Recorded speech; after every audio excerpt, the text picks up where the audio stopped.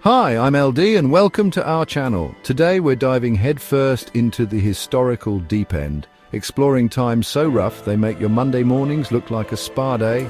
Welcome to our countdown of the 5 worst times to be alive. Grab your popcorn and thank your lucky stars you weren't around for these.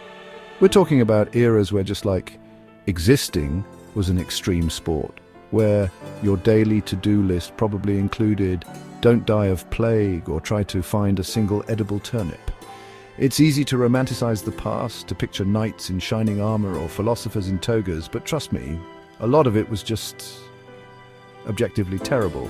Now, worst is, of course, a subjective term. What's a mild inconvenience for one epoch could be a full-blown apocalypse for another. But we've scoured the annals of human suffering, and believe me, those annals are thick. To bring you a curated list of periods that would make even the most optimistic time traveler immediately demand a return ticket. We're going to look at famine, environmental catastrophe, societal collapse, and good old-fashioned pestilence. It's going to be a wild, slightly horrifying, but hopefully enlightening ride. So why do this? Why wallow in the misery of yesteryear? Well, partly because understanding the challenges humanity has overcome can give us some much-needed perspective on our own. And partly because, let's be honest, there's a certain morbid curiosity, a fascination with how people endured the unendurable. Plus, it really makes you appreciate things like, antibiotics and grocery stores and the sun actually appearing in the sky on a regular basis. So, buckle up, because things are about to get historically grim, but in like an educational and entertaining way. All right, let's kick things off in relatively recent history, though recent doesn't make it any less horrifying. We're talking about the Great Chinese Famine from 1959 to 1961. This wasn't just a whoops, bit of a bad harvest situation. This was a catastrophe of epic proportions, largely man-made, which, as we'll see, is a recurring theme in human suffering. It's estimated that tens of millions of people perished. Tens of millions. That's a number so large it's hard to even comprehend, like trying to count all the grains of sand on a beach if each grain was a heartbreaking tragedy. The whole thing was part of Mao Zedong's Great Leap Forward, a campaign designed to rapidly transform China from an agrarian economy into a communist society through rapid industrialization and collectivization. The ambition was huge, the posters were inspiring, the reality, less so. One of the brilliant ideas was to melt down all available metal, including farming tools and backyard furnaces, to produce steel. The quality of this steel? Let's just say you wouldn't want to build a bridge with it, or a spoon, or critically a plow. So you have farmers, who, farm, suddenly being told to become amateur steelworkers. This predictably had a rather negative impact on food production. Add to this the policy of sparrowcide, part of the Four Pests campaign. Sparrows were accused of eating grain, so the entire population was mobilized to eradicate them. People banged pots and pans to keep them from landing until they dropped dead from exhaustion. It was by all accounts a stunning success in sparrow annihilation. The problem, which anyone with a basic understanding of ecology could have told them, was that sparrows don't just eat grain, they also eat insects. Next up, let's rewind the clock, way back. Before Wi-Fi, before sliced bread, before even like pants, we're talking about the prehistoric hunter-gatherer era. Life was consistently hilariously difficult. Imagine your daily routine. Wake up. Hope a saber-toothed tiger isn't using your cave entrance as a napping spot. Try to find something, anything to eat that won't also try to eat you. No cozy cottages with central heating. You're looking at caves, damp, drafty, probably already occupied by bats or bears. Life expectancy was, to put it mildly, not great. You were lucky to make it to 30. Perfect. If you thought a bad year was when your favorite TV show got cancelled, let me introduce you to 536 AD. Medieval historian Michael McCormick called it the worst year to be alive. A mysterious fog rolled in and stayed for months. The sun became a pale, weak disk, providing little light and warmth. Likely caused by a massive volcanic eruption. Summer temperatures plummeted, widespread crop failures across Europe, the Middle East and Asia. The economic and social consequences were catastrophic. It was a global dimming event. The Roman Empire. Images of glorious legions, magnificent aqueducts, toga parties, and Russell Crowe yelling, "Are you not entertained?" come to mind. But empires, like that carton of milk you forgot in the back of the fridge, eventually go bad. And the fall of Rome wasn't a sudden oops, we dropped it moment. It was a long, messy, complicated decline that made being alive in that era increasingly, well, terrible. Think of the Roman Empire in its heyday as like the world's most successful subscription service.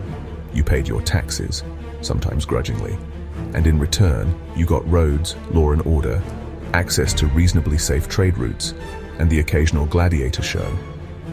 But then, the service started to degrade. The monthly fee taxes went up, but the benefits, they started to dwindle. The Wi-Fi, aqueducts got spotty, customer service, the legions, was overstretched, and there were constant hostile takeovers, barbarian invasions. It wasn't just one thing, it was a cascade of problems. Political instability became the norm. Emperors were being assassinated or overthrown so frequently, it was like a deadly game of musical chairs with the imperial throne. Imagine trying to plan your life when the leadership of your entire known world changed every few years, often violently. It doesn't exactly inspire confidence or long-term investment in, say, not being a barbarian. Then there was the economic turmoil, rampant inflation, debasement of currency. They started putting less silver in the coins, making them worth less. Sound familiar? And heavy taxation to fund a massive military that was increasingly ineffective. It's like your paycheck shrinking while the cost of everything skyrockets. And the local police force is now mostly just asking for protection money. Not ideal. And the barbarian invasions. And finally, we arrive at the undisputed heavyweight champion of terrible times, the Black Death. If the other entries on this list were bad, the mid-14th century was like the universe decided to play a horror-themed real-time strategy game with humanity and crank the difficulty up to impossible. We're talking about a pandemic that wiped out an estimated 30 to 60% of Europe's population. Let that sink in. That's like every other person you know, gone. The culprit? Yersinia pestis, a bacterium usually carried by fleas, which were, in turn, carried by rats. And medieval Europe had rats. Lots of rats. They were practically a domestic animal. So these infected rats and their little flea buddies hitched rides on merchant ships, spreading disease from port to port with terrifying efficiency. It was the original, horrifyingly effective global supply chain of doom. Imagine the scene. One day, people are going about their business, farming, trading, complaining about the king. The next, they're developing fevers, chills, and then the telltale buboes, swollen, painful lymph nodes, often in the groin, armpits, or neck. These could turn black, hence the name Black Death. And then, in many cases, a swift and agonizing death. It was fast, it was brutal, and it was seemingly indiscriminate. The sheer terror this must have inspired is hard to fathom. There was no understanding of germ theory. Explanations ranged from miasma, bad air, to divine punishment, to astrological conjunctions. People tried all sorts of remedies, bloodletting, which probably just made things worse. Bathing in urine, nope. Carrying sweet-smelling herbs, nice try, but fleas aren't deterred by potpourri. The iconic plague doctor costume, with its beaked mask filled with aromatic herbs, was an attempt to ward off the miasma. It looked terrifying, and was, spoiler alert, not super effective against bacteria-carrying fleas. Society itself began to break down.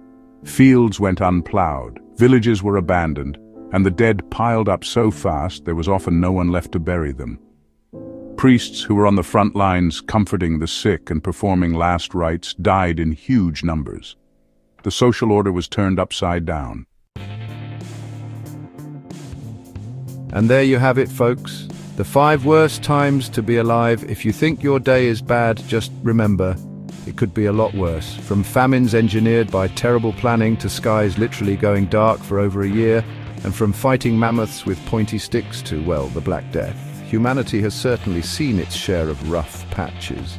It's a testament to our species' resilience, or perhaps just our stubborn refusal to go extinct, that we're still here to talk about it. Hopefully this little tour through a historical misery has given you a new appreciation for the creature comforts of modern life, things like readily available food, sunshine, and a distinct lack of bubonic plague, it's easy to get bogged down in our own daily struggles. But a little historical perspective can remind us that on the grand scale of things, many of us have it pretty good. Not perfect by any means, but definitely not year 536 bad. So the next time you're stuck in traffic or your Wi-Fi drops, take a deep breath and remember Yuji, the caveman, who probably just got gored trying to hunt a prehistoric bison, or spare a thought for the poor soul in 14th century Florence wondering if their cough is just a cough.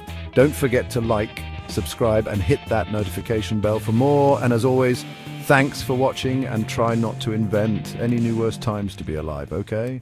To be alive.